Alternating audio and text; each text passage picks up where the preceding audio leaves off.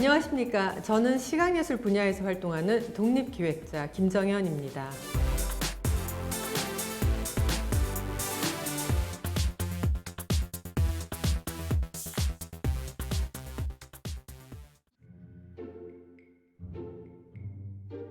오늘 시각예술 분야에서 이루어지고 있는 여러 가지 국제교류 활동에 대해 간략하게 소개할 예정입니다. 많은 양의 정보를 여러분과 공유하기에 짧은 시간이라서 여러분의 궁금증을 모두 풀어드릴 수 없겠지만 이번 강의가 조금이나마 시각예술의 국제교류 활동을 이해하는 데 도움이 되길 바랍니다.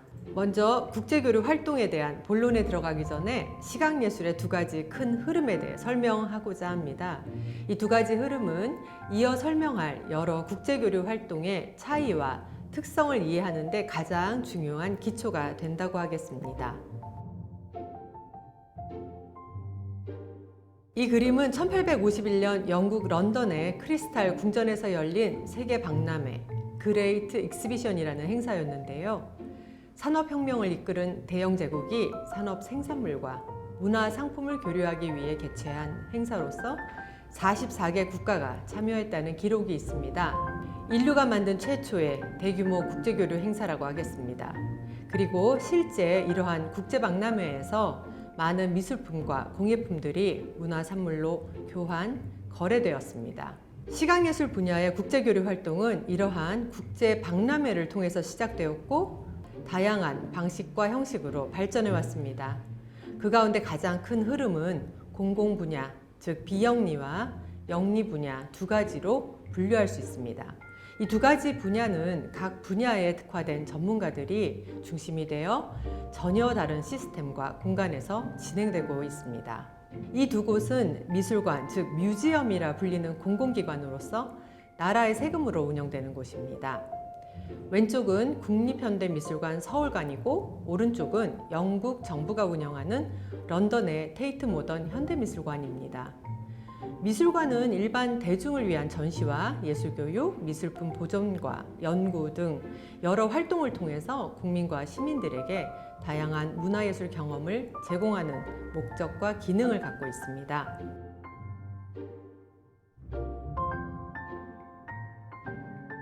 미술관과 같은 공공기관에서 이루어지는 국제교류는 전시가 주를 이루지만 이외에도 심포지엄, 워크숍, 강연, 예술가 레지던시와 출판 등 다양한 활동이 동시에 이루어지고 있습니다. 우리가 흔히 미술관에서 볼 수 있는 해외 예술가의 전시나 국내외 예술가들의 단체 전시, 그리고 관람객들을 위한 국제 연계 행사 등이 모두 이 범주에 포함됩니다. 이와 달리 갤러리 혹은 화랑이라는 상호를 단 전시 공간, 일명 상업 화랑과 아트페어를 중심으로 움직이는 시각예술 마켓이 존재합니다. 마켓은 미술 시장이라고도 불리기도 하는데요. 미술 작품을 거래하는 과정을 통해 수익 창출을 목표로 합니다. 여기서 발생하는 수익은 예술가가 창작 활동을 유지할 수 있는 재정 자원이 됩니다. 예술가가 지속적으로 작품을 만들어야 미술관의 전시도 만들어지고 우리는 예술 작품을 감상할 수 있습니다. 즉, 민간 분야에서 움직이는 마켓은 시각예술의 활동과 공공성을 지원하는 재원이 되는 것입니다. 타 예술 분야와 달리 시각예술은 영리와 비영리 이 두 가지 분야가 각자의 역할과 기능을 명확하게 구분하며 발전했습니다. 여러분이 장차 국제교류 분야에서 활동하는 전문가를 꿈꾼다면 이 부분에 대해서 이해를 하고 시작하는 것이 좋겠습니다.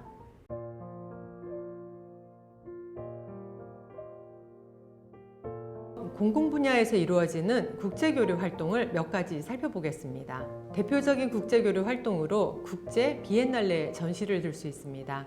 21세기의 시작은 비엔날레를 위시한 국제교류 행사의 전성기라고 할 수 있습니다. 큐레이터와 예술가들이 세계 각지를 날아다니며 도시마다 열리는 비엔날레에 참여했고 함께 글로벌과 지역의 문제에 대해 연구하고 토론하는 프로그램을 만들었습니다. 베니스나 광주처럼 2년마다 열리는 비엔날레, 피츠버그의 카네기 인터내셔널이나 여러 개의 섬에서 열리는 일본의 세토우치 트리엔날레처럼 3년마다 열리는 트리엔날레, 이외에도 독일 카셀 도큐멘타는 5년마다, 민스터시의 조각 프로젝트는 10년 간격으로 개최되는데요. 이들은 대형 국제 전시들입니다. 그중 가장 오래되고 잘 알려진 곳이 베니스 비엔날레고 1995년에 시작된 우리나라 광주의 비엔날레도 세계 최고의 비엔날레 중 하나로 손꼽히고 있습니다. 그 외에도 프랑스 리옹 비엔날레, 영국의 리버풀 비엔날레 혹은 부산 비엔날레처럼 국제 비엔날레는 특정 도시를 거점으로 만들어졌다는 점에서 미술관 전시와 구분됩니다. 광주 비엔날레가 민주항쟁의 도시라는 역사적 배경을 바탕으로 시작되었듯이 비엔날레는 각 도시가 지닌 특수한 역사와 문화, 사회적 배경 위에 고유의 지역성을 발견하고 논의하는 방식으로 발전했습니다. 그래서 비엔날레를 통해 도시의 변화 과정을 살펴보는 것이 가능하기도 합니다. 보통 비엔날레 조직위원회는 매회 비공개 추천을 통해 총감독을 선정합니다.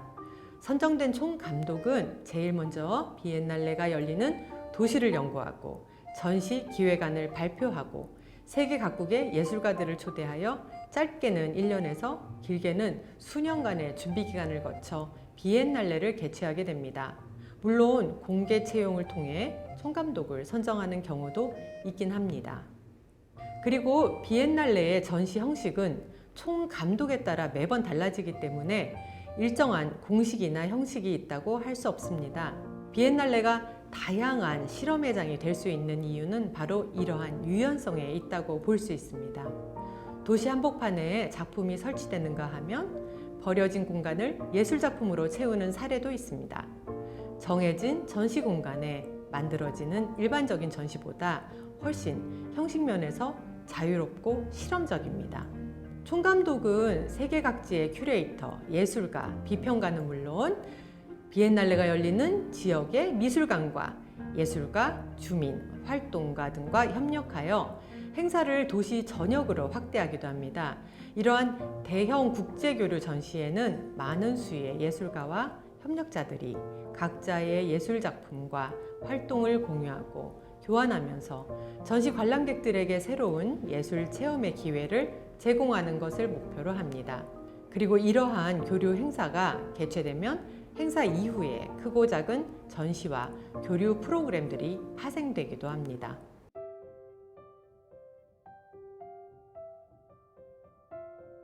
도시를 배경으로 일정 시기에만 개최되는 비엔날레와 비교할 때 미술관 전시는 제한된 공간에서 이루어지는 전시이고 미술관은 항상 존재하니까 지속성 있는 장기 프로젝트도 가능한 곳이라고 할 수 있습니다. 매번 큐레이터가 교체되는 비엔날레와 달리 미술관에 고용된 학예 연구사들에게는 특정 주제를 계속 연구하고 확장할 수 있는 안정적인 환경이 제공됩니다.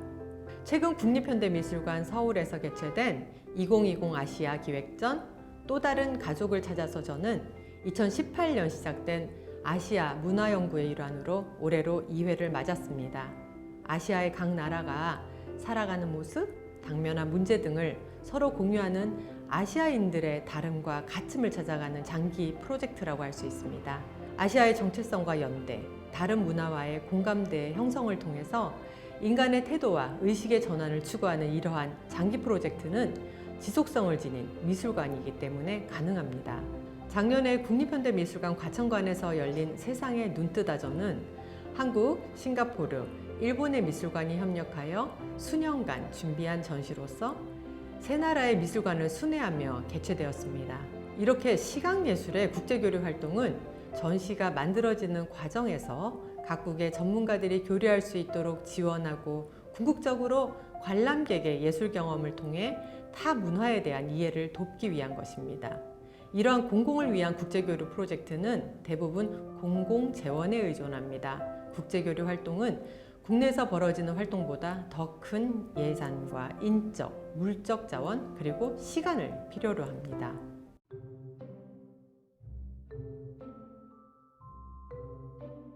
다음으로는 비엔날레와 미술관 외의 국제교류 활동 사례를 몇 가지 살펴보겠습니다. 민간 영역에서 이루어지는 국제교류 활동은 다양하고 밀착된 교류 활동을 통해서 이루어집니다. 공공재원의 지원을 받은 작은 비영리 전시 공간이나 기획자 혹은 기획단체 등이 조직한 국제교류 활동은 순발력과 유연성이 뛰어나다는 장점이 있습니다.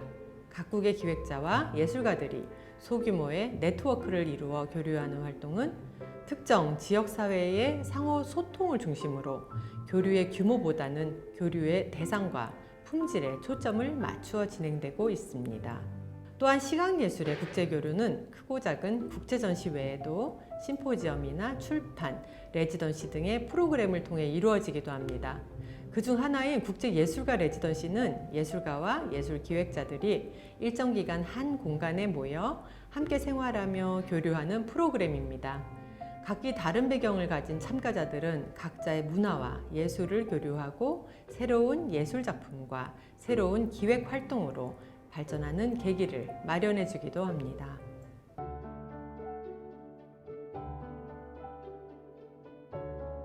시각예술 마켓은 공공 영역의 교류 활동보다 오랜 역사를 지니고 있습니다.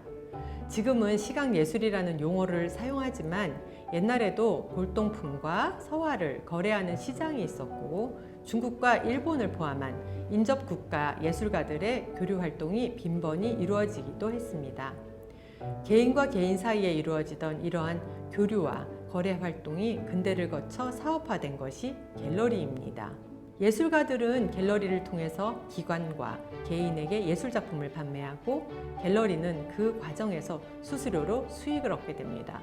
즉, 갤러리는 예술가들이 지속해서 작품 활동을 할 수 있도록 경제적 활동을 지원하는 곳이고 예술작품 판매를 통해서 수익을 만드는 만큼 예술가들과 매우 밀접한 관계 속에 활동합니다.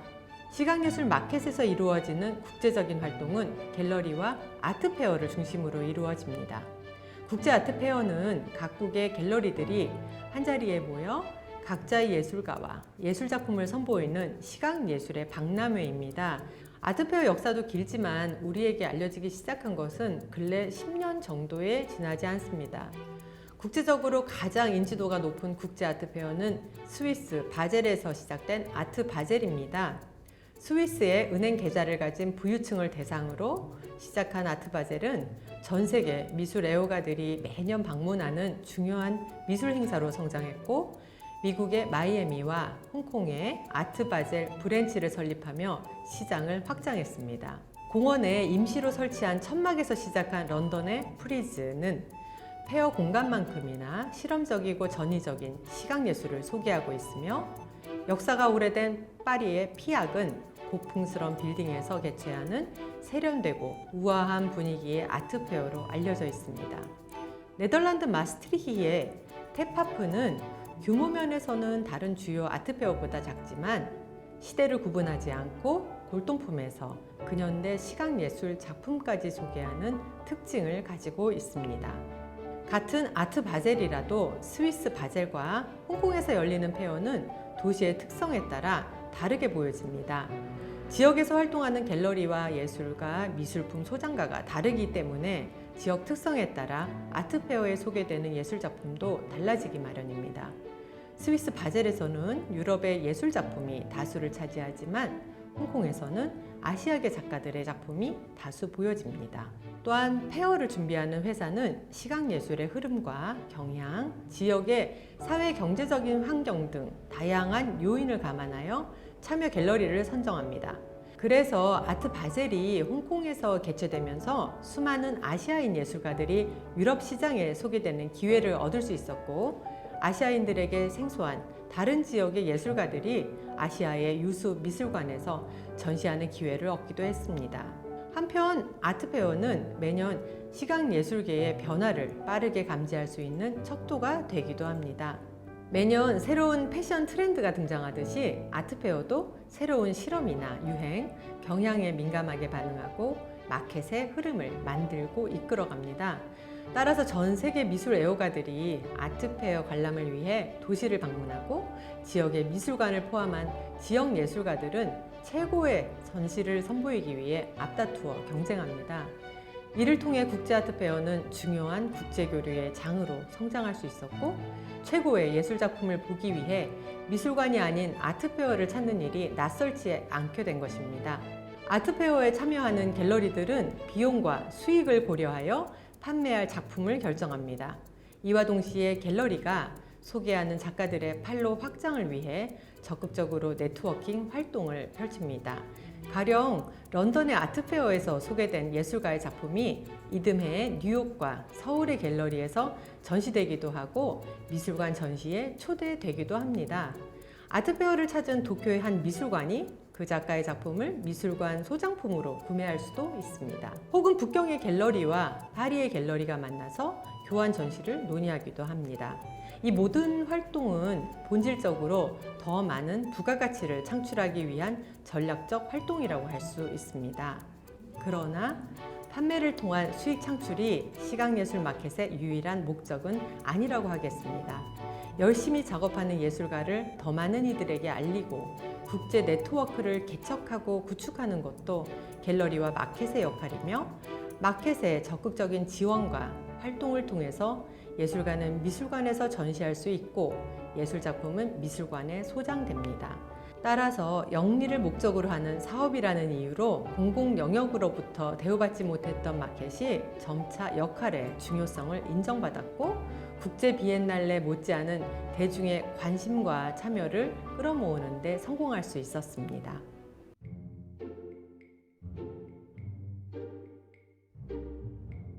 시각예술의 국제교류 활동은 공공 분야와 마켓 분야의 구분을 떠나 지역에서 활동하는 예술가를 세계 무대에 소개하거나 혹은 세계 시장에 판매하는 기회를 만들 수 있다는 점에서 중요합니다.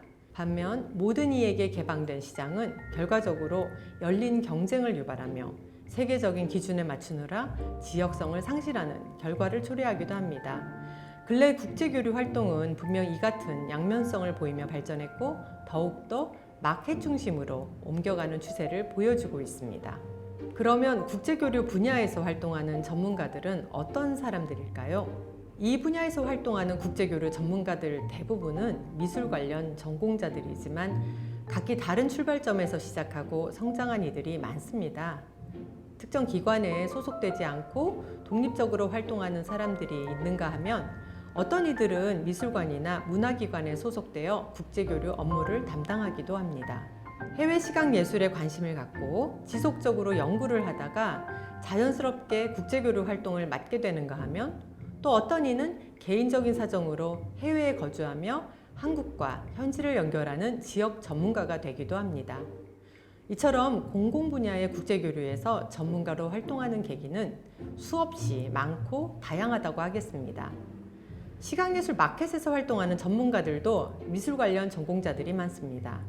그리고 시장경제 특성상 경제 경영이나 마케팅 전공자 혹은 금융업계 경력자들도 상당수 볼 수 있습니다. 마켓 분야는 시각예술에 대한 기본적인 지식을 바탕으로 세계 경제의 흐름에 밝아야 하며 예술적인 감각과 국제적인 예절을 겸비한 이들에게 적합한 세계라고 할 수 있습니다.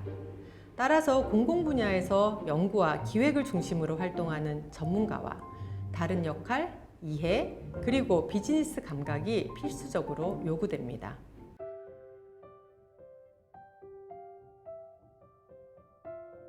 (2020년) 코로나19의 발생은 국제교류 활동이 전면적으로 금지되는 전대미문의 시대를 불러왔습니다.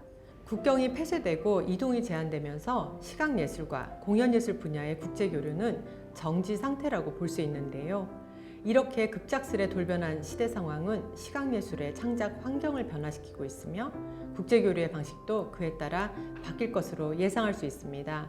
물론 서로의 공간을 오가며 이루어지던 익숙한 방식의 국제교류 활동도 언젠가 제자리를 찾을 것입니다. 그러나 이미 변화된 사회에 적합한 새로운 교류의 형식과 방향성을 모색하는 흐름도 분명 지속될 것으로 기대하고 있습니다. 가장 예상 가능한 흐름은 온라인 미디어를 통한 국제교류입니다. 시각예술은 예술작품의 물질적 속성을 근간으로 발전했고 관람객과의 대면성을 중시하는 예술 장르입니다. 인터넷상에서 흔하게 볼 수 있는 레오나르도 다빈치의 모나리자를 보기 위해 루브르 박물관을 찾는 이유를 생각해 보면 됩니다. 올해 수많은 미술관이 안전을 위해 문을 닫았고 비엔날레 행사도 연기됐습니다. 국제 아트페어도 모두 취소되고 내년을 기약하지 못하는 상황입니다. 이에 따라 예술 작품을 온라인으로 전환하는 작업들이 바쁘게 진행되고 있지만 결국 모나리자처럼 물성을 지닌 시각예술 작품을 온라인으로 감상하는 것은 분명 한계가 있습니다. 때문에 온라인 공간을 위한 디지털 기반 예술 창작 활동이 급증할 것이고 디지털 플랫폼 기반의 국제 교류도 활성화될 것으로 예상됩니다. 시각예술의 마켓도 예외가 아닙니다. 지난 9월 4일 문을 연 부산국제비엔날레는 오프닝 행사 전체를 온라인으로 진행했습니다. 부산 현대미술관과 도시 일대에서 열리는 여러 개의 전시가 모두 준비를 마쳤지만 거리두기 단계의 격상으로 미술관에서 오프닝 행사를 할 수 없었기 때문입니다. 유튜브로 실시간 방영된 오프닝 행사에는 수많은 관람객들이 세계 각지에서 동시에 접속하여 2020년 총감독인 야코 파브리시우스의 인사말과 전시 소개를 들을 수 있었습니다. 그리고 그가 직접 부산 일대를 다니며 전시와 예술 작품을 자세하게 소개하는 영상이 뒤를 이었습니다. 과거에는 일반 관람객이 비엔날레 총감독의 전시 설명을 들을 수 있는 기회가 흔치 않았지만 온라인 라이브 스트리밍을 통해 관람객이 총감독에게 질문도 할 수 있게 되었습니다. 이 모든 것이 온라인 매체를 통해서 가능해졌고 더 많은 이들이 전시와 예술 작품을 감상하고 소통할 수 있는 기회가 생겨난 것입니다.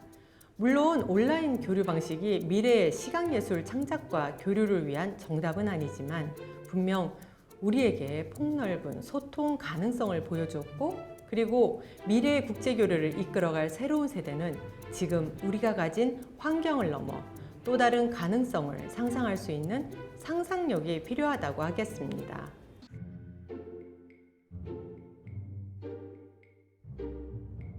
(1984년 1월 1일) 세계적인 예술가 백남준은 인류 역사상 최초로 실시간 국제예술교류 행사를 개최했습니다. 인공위성을 통해서 프랑스와 독일, 미국과 한국을 실시간으로 연결하고 전 세계 2,500만 명의 인구가 TV를 통해 지켜본 이 역대 최고의 퍼포먼스 굿모닝 미스터 오웰은 비대면의 시대를 살며 새로운 국제교류 방식을 고민하는 우리에게 사고의 한계를 넘어서는 상상력의 가능성을 보여줍니다. 시대를 초월하여 미래를 살았던 백남준의 퍼포먼스처럼 우리도 국제교류의 새로운 방향을 고민하고 제시하는 실험이 필요한 시점인 것 같습니다. 제 강의는 여기까지입니다. 경청해 주셔서 감사합니다.